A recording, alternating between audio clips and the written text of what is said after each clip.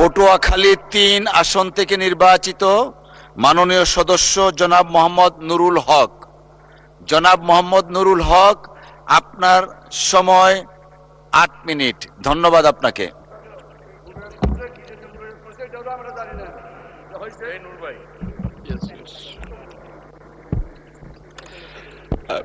বিসমিল্লাহির রহমানির রহিম। মাননীয় স্পিকার, আপনাকে ধন্যবাদ।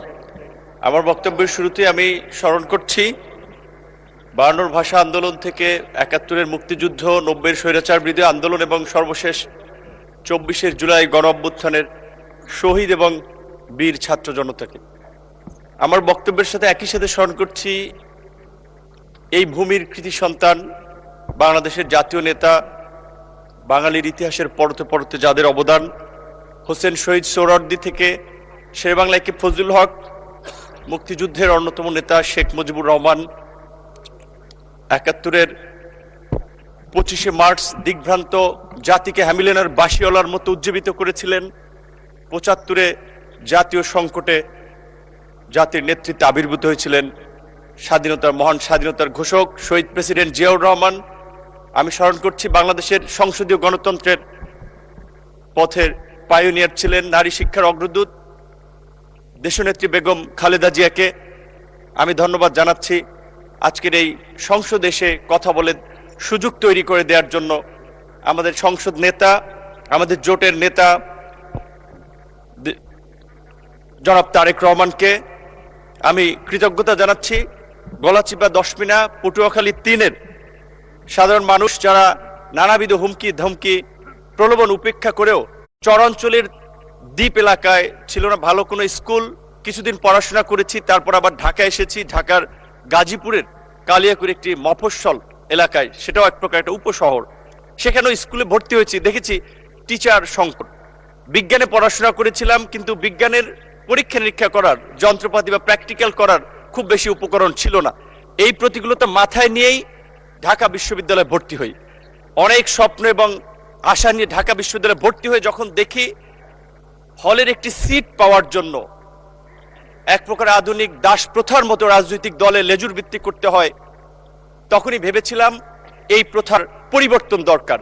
তখন থেকেই নিজের মনের মধ্যে প্রতিবাদকে লালন করে এগিয়ে যাচ্ছিলাম। যখন গ্রাজুয়েশন শেষে চাকরিতে প্রবেশ করার চিন্তা করি, পরিবারের দায়িত্ব নেওয়ার কথা চিন্তা করি, তখন পড়াশোনা করতে গিয়ে দেখি মাননীয় স্পিকার কোটার বেড়াজালে মেধাবীরা বন্দী।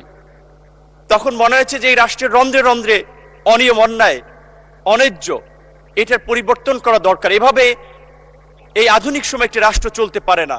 সারা দেশের ছাত্র তরুণদেরকে সংগঠিত করে ২০১৮ সালে ১৭ই মার্চ আনুষ্ঠানিকভাবে কোটা সংস্কার আন্দোলন শুরু করেছিলাম। এবং আপনি জানেন সেই আন্দোলন করতে গিয়ে আমাদের স্পিরিটের জায়গা, শহীদ মিনারের মতো জায়গায় কিভাবে শিক্ষার্থীদেরকে কুকুরের মতো পেটানো হয়েছিল ঢাকা বিশ্ববিদ্যালয়ের লাইব্রেরির সামনে। আমি নিজে সে সময় অমানবিকভাবে আক্রান্ত হয়েছিলাম। রাজশাহী বিশ্ববিদ্যালয়ের মেধাবী ছাত্র তরিকুলকে কিভাবে হাতুড়ি দিয়ে পিটিয়ে তার কোমরের মেরুদণ্ড ভেঙে দেওয়া হয়েছিল। মাননীয় স্পিকার, এই কোটা সংস্কার আন্দোলন চলার মধ্যেই যখন দুজন স্কুলগামী শিক্ষার্থীর মৃত্যুকে কেন্দ্র করে নিরাপদ সড়ক আন্দোলন গড়ে উঠে, কোমলমতি শিক্ষার্থীদের উপরে কিভাবে হাতুড়ি হেলমেট বাহিনীর তাণ্ডব চলেছিল আপনারা দেখেছেন। মাননীয় স্পিকার, আজকে জুলাইয়ের কথা বলা হচ্ছে, মুক্তিযুদ্ধের আওয়ামী বয়ানের মতো জুলাইকেও কতিপয় স্বার্থান্বেষী গোষ্ঠী কক্ষিগত করে ফায়দা নিতে চাচ্ছে।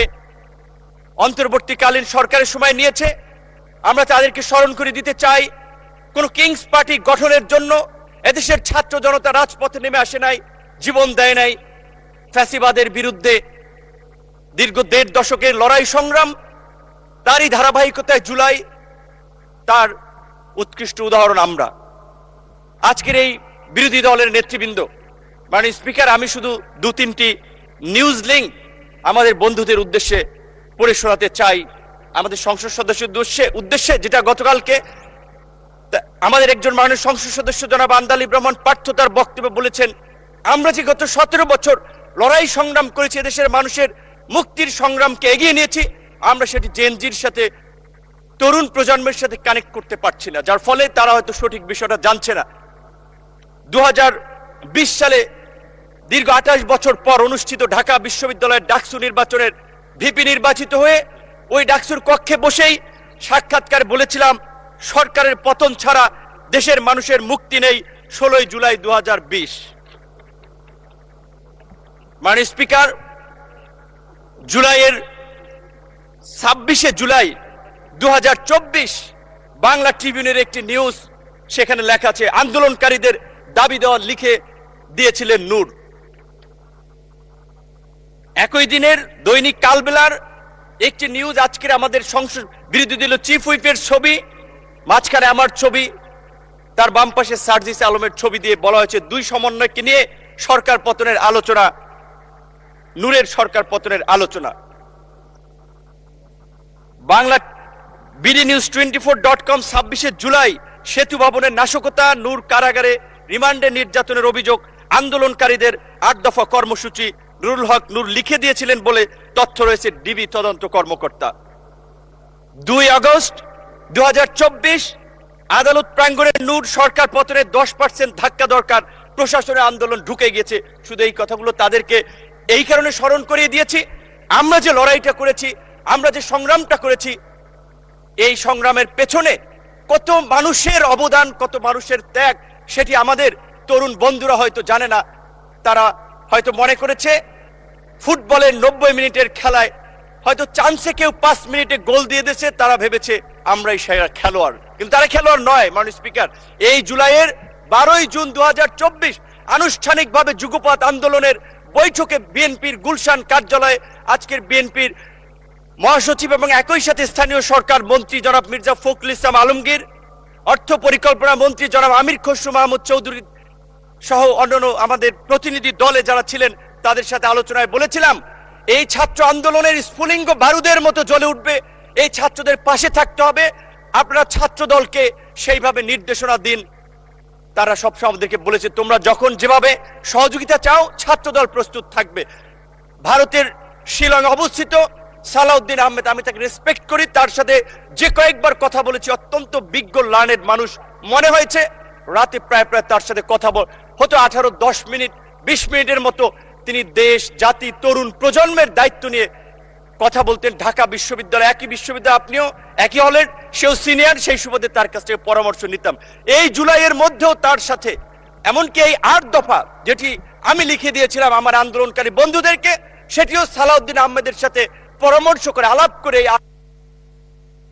মাননীয় সদস্য, আসলে সময় তো শেষ হয়ে গেছে, তারপরে আপনি কোঠা আন্দোলনের অন্যতম পথিকৃত ডাকসুর সাবেক ভিপি, সবকিছু বিবেচনায় নিয়ে আপনাকে আর 3 মিনিট সময় দেয়া হলো। দয়া করে 3 মিনিটের মধ্যে আপনার বক্তব্য শেষ করবেন। ধন্যবাদ আপনাকে। মাননীয় স্পিকার, যদি একটু বাড়িয়ে দেন, এটা হচ্ছে আমার প্রথম একটা বক্তব্য এবং ঐতিহাসিক এই সংসদে এই সময়ে কিছু কথা বলা দরকার, যেই অব্যক্ত কথা অনেকেই জানে। ঠিক আছে 5 মিনিট, সর্বমোট 5 মিনিট দেয়া হলো। 5 মিনিট। মাননীয় স্পিকার, আপনি জানেন আজকের সংসদ নেতা বিএনপির চেয়ারম্যান জনাব তারেক রহমানকে 111-এর বিরাজনীতিকরণ প্রক্রিয়ার অংশ হিসেবে দেশ তাকে বাধ্য করেছিল, কিন্তু সুদূর প্রবাসে নির্বাসিত থেকেও তিনি দেশের সাথে, দেশের নেতা কর্মীদের সাথেই শুধু ছিলেন না, অপর রাজনৈতিক দলের সাথেও সম্পৃক্ত ছিলেন। যেই কারণেই 2022 সালের 30 ডিসেম্বর আনুষ্ঠানিকভাবে 31টি দলকে নিয়ে সরকার ও শাসন ব্যবস্থা পরিবর্তনের 1 দফার যুগপৎ আন্দোলন সূচনা করেছিলেন। এবং আজকের আমাদের বন্ধুরা যে সংস্কারের কথা বলছে, সেই সংস্কার 2022 সালে 31 দফা রাষ্ট্র সংস্কারের সেই রূপরেখা দিয়েই আমরা আন্দোলন করেছিলাম। এমনকি এই 24-এর গণ অভ্যুত্থানের পূর্বেও আমাদের আজকের অনেক সংসদ সদস্য এবং সেই সময়ের আন্দোলনের বন্ধুরা আমাকে দায়িত্ব দিয়েছিলেন, বলেছিলেন আপনি কনফার্ম করেন এই আন্দোলনে বিএনপি আমাদের সাথে আছে, সাপোর্ট করবে, তবেই আমরা 1 দফাতে আমরা যেতে পারি।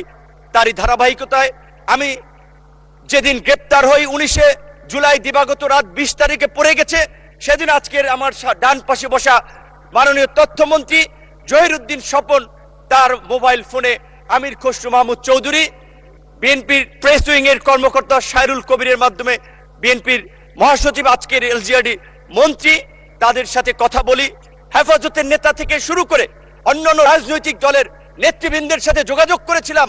কিন্তু আমি স্পষ্টভাবেই বলবো, আমি জামাত ইসলামের বিগত দিনের কন্ট্রিবিউশনকে অ্যাকনলেজ করি, কিন্তু আমার সাথে আনুষ্ঠানিকভাবে আন্দোলন সংগ্রামের বিষয়ে আমি এই যে ক্রাইসিস মোমেন্টে এত ছাত্র আন্দোলন লিড করেছি, জামাতের শিবিরের কারোর সাথে আমার কখনো আন্দোলন সংগ্রাম নিয়ে আলাপ আলোচনা নেই। তাদের পরামর্শ আমি কখনো আমার সাথে সুযোগ হয় নাই কিংবা গ্রহণ করি নাই। তাদের আন্দোলনকে আমি রেকগনাইজ করি, কিন্তু আমি শুধু এইটুকু বলছি যে আজকে যখন জুলাই নিয়ে কথা হয়, জুলাই নিয়ে বিকৃত তথ্য উপস্থাপন করা হয়, গতকালকে এবং তার আগের দিনও আমাদের একজন সংসদ সদস্য এবং এই সরকারের প্রতিমন্ত্রী জুনায়েদ সাকি বলেছিলেন যে জুলাই সনদে পরিষ্কারভাবে বলা ছিল যে এই বিষয়গুলোতে আমরা একমতে পৌঁছাতে পারছি না, রাজনৈতিক দলসমূহ সেগুলো জনগণের কাছে নিয়ে যাবে, জনগণ যার পক্ষে ম্যান্ডেট দিবে তারা তাদের মতো করে করবে। তো আজকে জুলাই সনদ যে ইস্যুতে বিএনপির দ্বিমত ছিল, নোট অফ ডিসেন্ট ছিল, সেটা বিএনপি বাস্তবায়ন করবে, এটাই স্বাভাবিক। কিন্তু এটাকে মিথ্যা, সত্যের সাথে মিথ্যাকে জড়িয়ে আমি মনে করি এই অপপ্রচার অন্তত আমাদের বিরোধী দলের বন্ধুদের করা উচিত নয়। এই সম্পর্কে আমি, তারা যেহেতু কোরআন হাদিসের রেফারেন্স মাঝে মাঝে দিয়ে থাকেন, তাই আমি একটি আয়াত দিয়ে আমি তাদেরকে বলতে চাই, যেটি সূরা বাকারাতে বলা হয়েছে, ওয়ালা তালবিসুল হক বিল বাতিলি ওয়া তাকমুতুল হককে ওয়া আনতুম তাআলামুন, অর্থাৎ তোমরা সত্যের সাথে মিথ্যার মিশ্রণ করিও না, জেনে শুনে সত্য গোপন করিও না। সুতরাং আমার বন্ধুদেরকে আমি বলবো, আজকে বিএনপি এবং তার জোট সঙ্গীদেরকে যেভাবে সংস্কার বিরোধী হিসেবে উপস্থাপন করা হচ্ছে, সেটি মোটেই একটি সুস্থ ধারার রাজনীতির লক্ষণ নয়। আজকে আমরা রাজনীতিতে গুণগত পরিবর্তনের কথা বলি, ইতিবাচক পরিবর্তনের কথা বলি। বাংলাদেশের সাবেক রাষ্ট্রপতি, সাবেক প্রধানমন্ত্রীর ছেলে, এই বাংলাদেশের জনগণের নেতা তারেক রহমানের লাইফস্টাইল, জীবনাচরণ, তার যে দেশ নিয়ে মিশন ভীষণ, আমরা তার মন্ত্রিসভায় কাজ করে আমরা দেখতে পাচ্ছি। তাই আমি আমার বিরোধী দলের বন্ধুদেরকে বলবো, আপনারা তর্কের খাতিরে তর্ক, বিরোধিতার খাতিরে বিরোধিতা না করে আল্লাহর রাস্তে এই 5 বছর এই সরকারকে গঠনমূলক সমালোচনা এবং ইতিবাচক পরামর্শের মাধ্যমে সহযোগিতা করুন। ইনশাআল্লাহ আমরা তারেক রহমানের নেতৃত্বে আগামী 5 বছর এই দেশকে একটি অনন্য উচ্চতায় এগিয়ে নিয়ে যাব। আমি শুধুমাত্র আমার কথাটা শেষ করতে চাই রবার্ট ফ্রস্টের কবিতার 2-3টি লাইন দিয়ে, the woods are lovely, dark and deep, but I have promised to keep, and miles to go before I sleep, and miles to go before I sleep. ধন্যবাদ সকলকে। অসংখ্য ধন্যবাদ মাননীয় সদস্য।